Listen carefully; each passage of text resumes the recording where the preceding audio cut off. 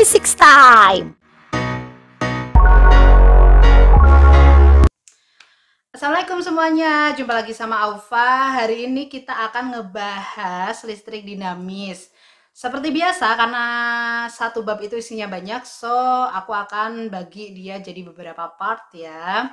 Nah, nanti kita akan ada besaran-besaran dari listrik dinamis, kemudian ada rangkaian listrik, hukum Kirchhoff, dan yang lain sebagainya.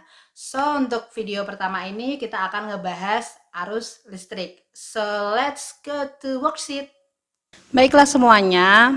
Oke, kalian udah lihat ya, ini ada gambar rumah. Jadi kalau kalian punya rumah kan ya ada listriknya gitu. Nah, kira-kira dari mana sih si listrik itu? Yap, dia berasal dari PLN ya. Kenapa bisa listrik itu dari PLN menuju rumah kalian? Ya jelas, karena adanya aliran kayak air-air gitu ya. Kalau air kan mengalir dari potensial tinggi ke rendah. Nah, sama kayak listrik juga, dia juga punya aliran. Aliran ini yang kita sebut dengan arus listrik, gitu ya. So, kayak gimana sih bentuknya arus listrik? Jadi apa yang mengalir di situ? Misalkan di sini aku punya baterai dan di sini ada lampu, kemudian ada saklar ya. Jika saklarnya aku enggak hubungkan gitu ya, dia enggak akan terjadi apa-apa, lampunya diem aja gitu ya, mati. Nah, kalau misalkan si ini aku hubungkan gitu ya, apa yang akan terjadi?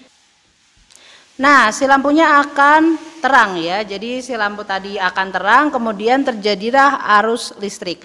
Oke, yang warna merah ini kita sebut dengan arus listrik. Nanti akan aku jelasin perbedaan ada arus listrik dan arus yang satunya apa itu. So, kalau kalian penasaran jangan skip ya.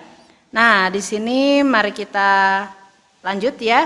Tadi kita udah tahu bahwa arus listrik itu adalah aliran muatan listrik pada selang waktu tertentu. Jadi di sini kita udah tahu nih muatan listrik itu bisa kita anggap Q ya, kemudian waktunya adalah T. Dalam waktu yang singkat, I itu bisa kita ambil dalam limit delta T mendekati 0 itu delta Q per delta T dan akhirnya menjadi turunannya Q gitu ya. Nah, kalau ingin mudah, jika muatannya itu tetap, tadi kan jumlah dari baterai itu misalkan ada 100 muatan, ya akan 100 muatan terus, nggak akan bertambah misalkan gitu. Nah, kalau nilainya tetap, maka si Q ini bisa kita keluarkan sehingga rumusnya bisa kita sebut I sama dengan Q per T kayak gitu ya. Dengan I-nya adalah kuat arus, satuannya ampere, Q-nya adalah jumlah muatan, satuannya C, dan T-nya adalah selang waktu kayak gitu. Atau aku biasanya ngapalinnya dengan kit ya, Q sama dengan I kali T, kit kayak gitu. Oke, nah tadi aku sebutin bahwa ada yang warna merah itu adalah arus konvensional atau arus listrik, sedangkan di sini ada arus elektron. Kenapa ada dua? Nah, pada sejarahnya sebenarnya yang diketahui dulu adalah arus listrik. Karena orang menganggap kalau semua itu yang keluar itu ya dari positif menuju negatif kayak gitu ya. Jadi semakin baik kayak gitu. Nah, seiring berjalan waktu karena udah ada praktikum dan yang lain sebagainya, ternyata diketahui itu kalau positif itu kan ada di inti atom, bener ya? Kalau ada positifnya di inti atom itu dia nilainya tetap alias enggak berubah-berubah gitu. So, yang bisa pindah-pindah adalah elektron. Makanya yang berubah itu adalah elektron atau yang pindah elektron. Nah, di sini kalian lihat sebenarnya yang benar ya secara teori yang pindah itu si elektronnya seperti itu. Cuma karena untuk menghargai sejarah dan itu sudah berkembang luas gitu ya, tidak mungkin kan kita mengubahnya secepat kilat kayak gitu ya. So, akhirnya dibikinlah dua istilah yaitu arus konvensional yang merah ini ya, warna merah. Arahnya dari positif menuju negatif kutubnya, sedangkan yang elektron itu arahnya dari negatif menuju positif. Tapi ingat-ingat pokoknya ya di diri kalian kalau yang benar itu adalah arus elektron seperti itu. Tapi nggak masalah, kita pakainya arus yang listrik. It's okay? Nah, kita lanjut aja ya. So, Karena tadi Q-nya itu jumlahnya banyak ya, nggak satu doang, jadi kita harus ngitung nih, Q total itu ternyata adalah muatan elektron dikalikan jumlahnya ada berapa sih yang ngalir, sehingga rumusnya kayak gini nih, Q sama dengan Q kali N. Intinya kalau banyak kan nggak mungkin satu doang, ya. Nah, muatan listrik ini itu udah dihitung nih ya, hasilnya itu adalah 1,6 kali 10 pangkat minus 19 kolom, kayak gitu. Nah, di sini harus ngapalin nggak? Terkadang di soal udah ada, tapi kadang-kadang nggak ada. Jadi kalau kalian mau ya apalin aja, kan cuma 1,6 kali 10 pangkat min 19. Kalau elektron berarti negatif, kalau positron berarti positif. Cuma dia biasanya kalau di soal nggak dikasih plus minnya sih, karena kan itu nunjukin arahnya aja ya, kayak gitu ya. So, di sini aku ada dua contoh soal ya, jadi kita langsung ke contoh soalnya aja. Dalam sebuah kawat ya mengalir arus 20 ampere selama 20 sekon. Kira-kira muatan listrik yang mengalir dalam kawat tersebut adalah berapa? Dan yang soal kedua adalah dalam seutas kawat penghantar mengalir elektron sebanyak 6 kali 10 pangkat 20 elektron. Wow, banyak sekali. Dalam waktu 1 menit ya.